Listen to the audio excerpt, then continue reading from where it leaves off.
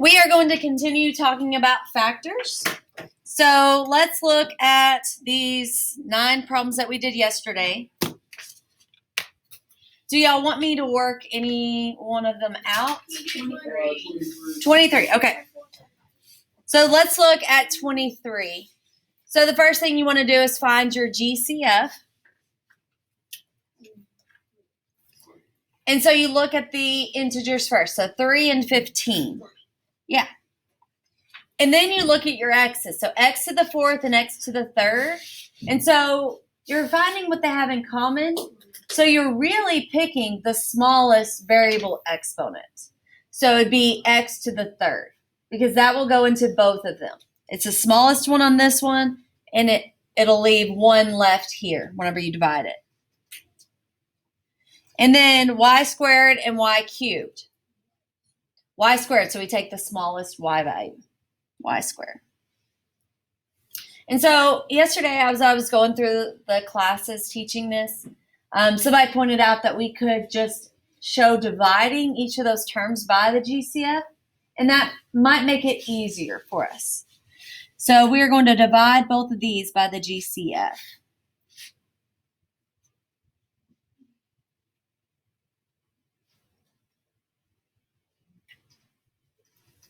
Remember, whenever you divide your integers, your coefficients, and then you subtract exponents.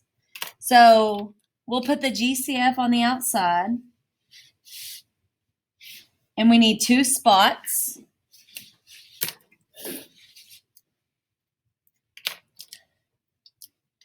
So whenever I divide this, I divide the coefficients first. 3 divided by 3 is 1. X to the 4th and x cubed. We subtract our exponents. So 4 minus 3 is 1. So it'll be x to the 1st power or just x. Teachers, I'm sorry for this interruption, but I need Nathan to...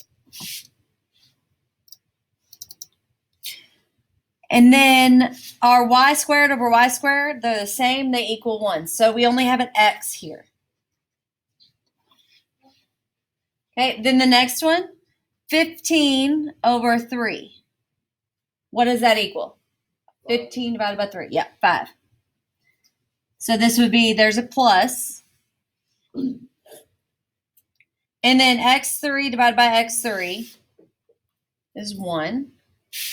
And the next y3 over y2, we'd subtract 3 minus 2, which gives us 1. So it's just 5y.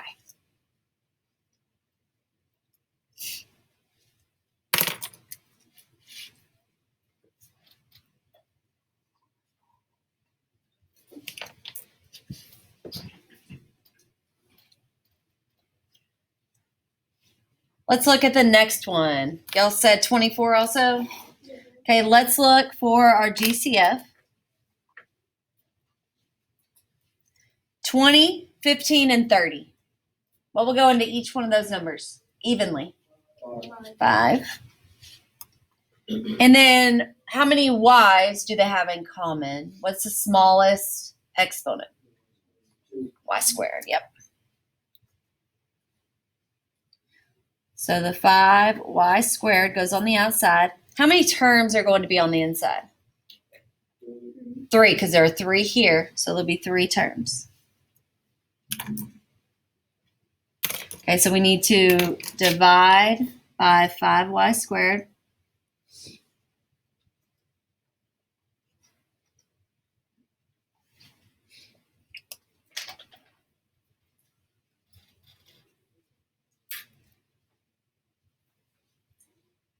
So let's look and see. 20 divided by 5.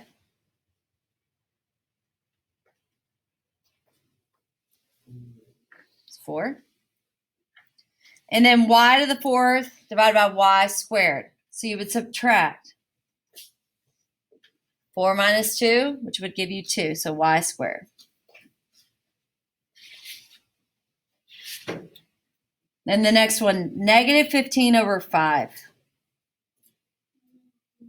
Negative 3. And then y cubed over y squared. So you'd subtract 3 minus 2. Just y. And then 30, positive 30, divided by positive 5. 6. And then we have y squared over y squared. They cancel because they equal 1.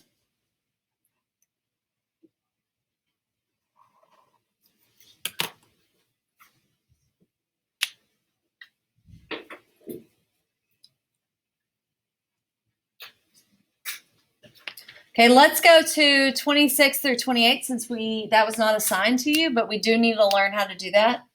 If the leading coefficient is negative, always factor out the negative.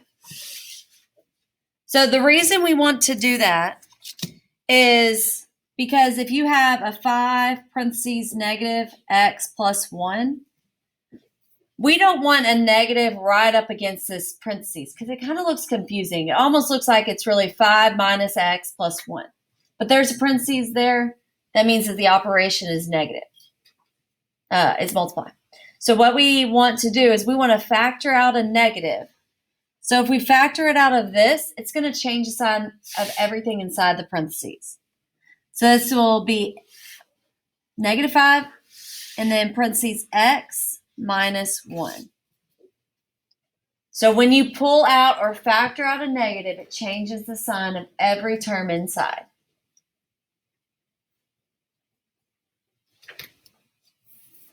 So let's look at 28. See how there's a negative out front?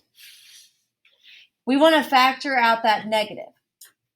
There's nothing else in common for these. They don't all have x's, and they don't have any number in common between 6, 5, and 1. So we are just factoring out the negative. So I can put a negative 1, parenthesis, and then change the sign of everything inside. So it'll be x squared minus 5x plus 6.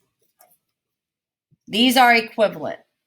This is just with the negative 1 factored out so that that first term is positive.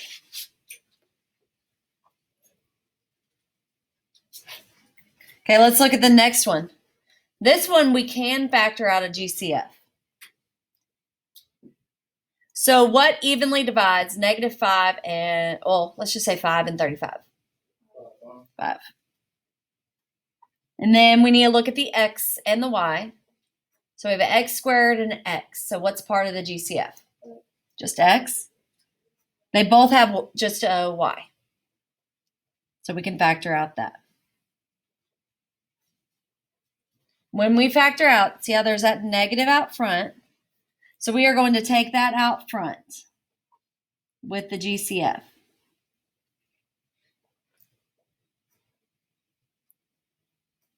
And there'll be 2 terms on the inside. So we'll divide by negative 5xy on both of them. When we do that, that's going to change your sign of each term.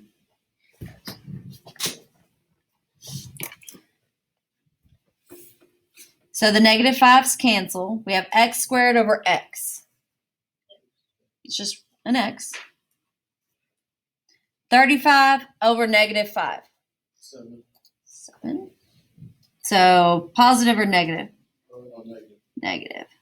Okay, and then x's and y's.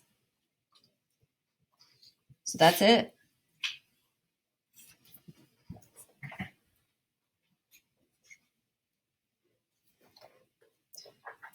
Okay, let's look at the next one. Let's find our GCF.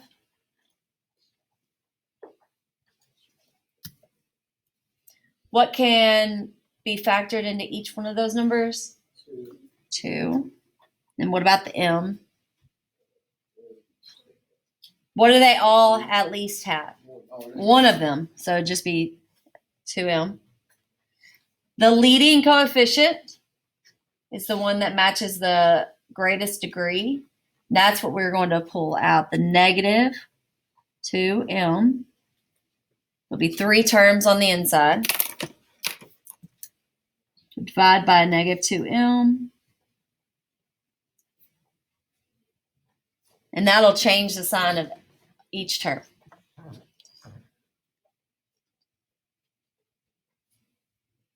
Okay, so negative 2, negative 2. M4 over M. M3. 14 over negative 2. Negative 7. M2 over M. How many M's are left? One of them. Negative 6M over negative 2M. M's will cancel because M over M. Yeah, so plus 3. See how all the signs change? This was a negative. First term was a negative. It's positive now. Second term was a positive. Now it's a negative. Third term was a negative. Now it's a positive.